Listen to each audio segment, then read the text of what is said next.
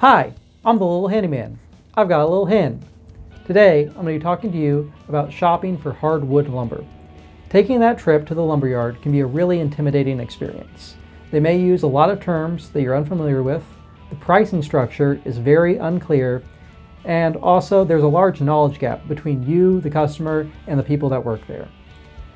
Even when we do get a little bit more familiar with how things work at the lumberyard, we end up not being able to buy the right amount of lumber. We either get too much, so we spent too much money and it clutters up our shop, or we don't buy enough and we have to make a second trip. So today, I'm going to review some of the terms they use at the lumberyard. I'm going to talk about how the pricing structure works. And finally, I'm going to show you how I create a shopping list, and I'm going to use the one that I created in preparation for my next project, and I take that to the lumberyard. Okay, so first, to explain the type of information I'm going to be going over, I'm talking specifically about hardwood lumber, things like oak or maple or walnut. I'm not talking about softwood lumber, things like pine or fir. Those are construction grade lumber. They are milled differently, marketed differently, sold differently, so it's too much information to go over in one video. Also, I'm not going to be talking about plywood for the same reason. Finally, I'm talking about going to a hardwood retailer, someplace that is catering to, contractors, maybe cabinet makers, and also to small woodworkers. I'm not talking about a wholesaler who sells to factories and big productions. They sell in quantities that are far too large for, one person. So when we look at the label for hardwoods, we're going to see one of these terms, either rough, S2S, or S4S. And this refers to how much the lumber has been through the milling process. So rough lumber has basically been cut from the log by the saw, and that's it. So you're going to see saw marks on the lumber, and you may even see some bark. The next thing you'll see is S2S, which means surfaced on two sides. S2S lumber has been passed through a planer, so the top and the bottom of the board will be clean and smooth and flat. But the edges are still going to be rough, so you still will see saw marks and bark on the edges of those. Finally, there's S4S, and that means surfaced on four sides. That lumber has been passed through a machine called a molder. And what that does is it cleans up the top, the bottom, and both sides. So all faces of the lumber are going to be flat and smooth, and they'll meet at square angles. In terms of your price, rough lumber will be the cheapest, and S4S will be the most expensive. Because even though you're getting less lumber, it costs more to produce it. Another set of terms we're going to see at the lumberyard is either flat sawn, quarter sawn, or rift sawn. And although this refers to how the lumber was cut from the log, for our purposes, it really means how the grain is oriented in the board.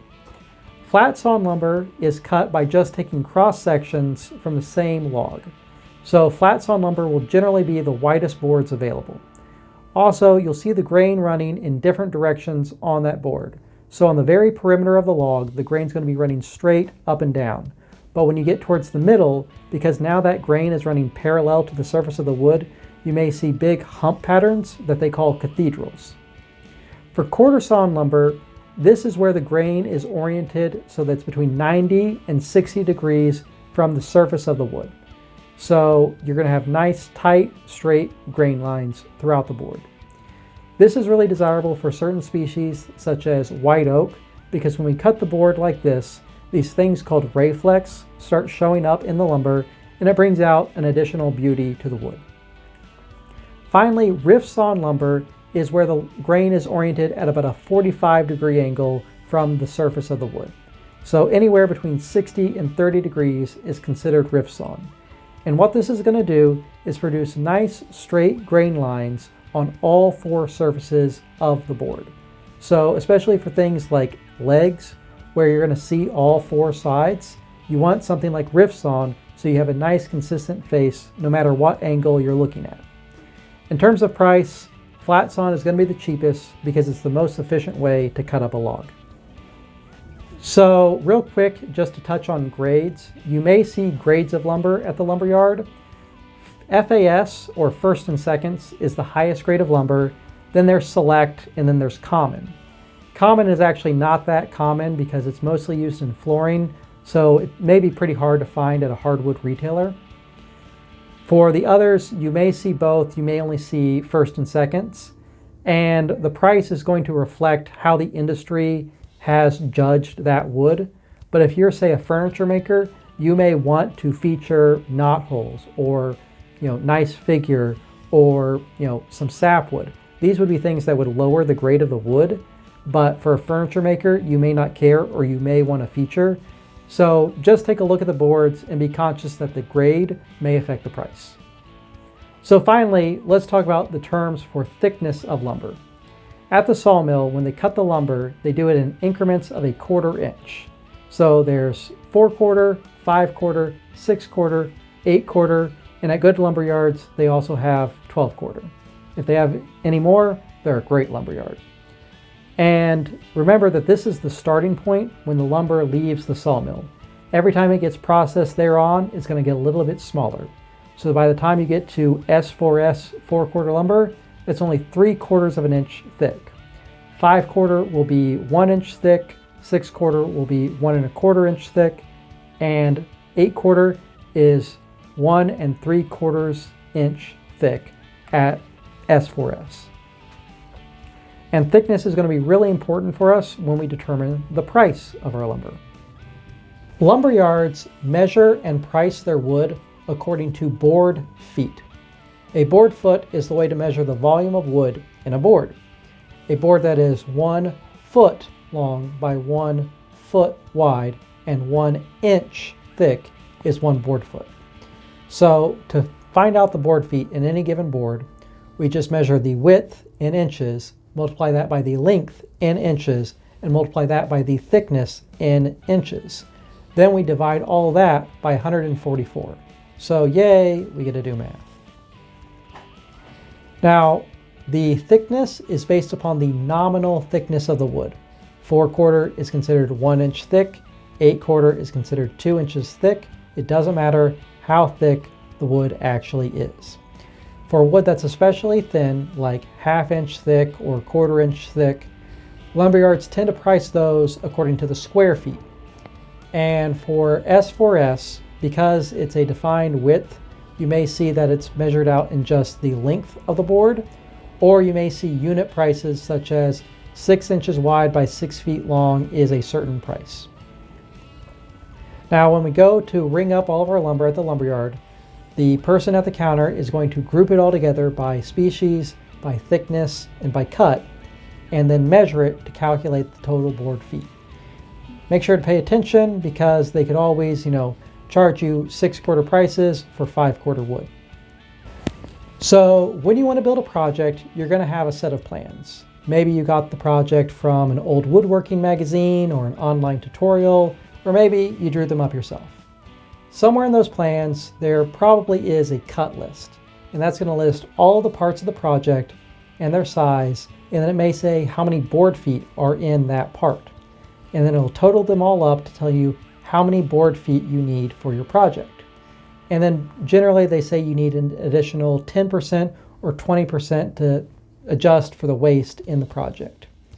So if you just go into the lumberyard and say, I need 34 board feet of cherry for this nightstand, well, you may not get the right amount of wood.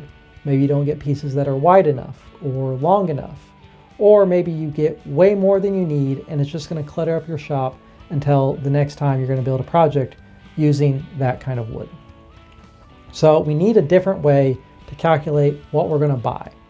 And I first go to that parts list that I have, and from that I'm going to create a shopping list. So let me show you how I do that with some plans I've drawn up for my next project. So this is how I do it. My next project is a large dresser made of walnut, sapelli, and poplar for the interior parts. Every project I design using SketchUp and draw it in detail, making sure to account for every fraction of an inch.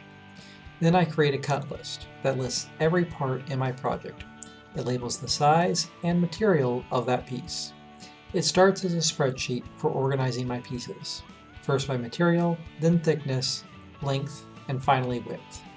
This list gets translated into a more readable form and then printed out and taken with me to the lumberyard so they can pick out the best boards for my project parts.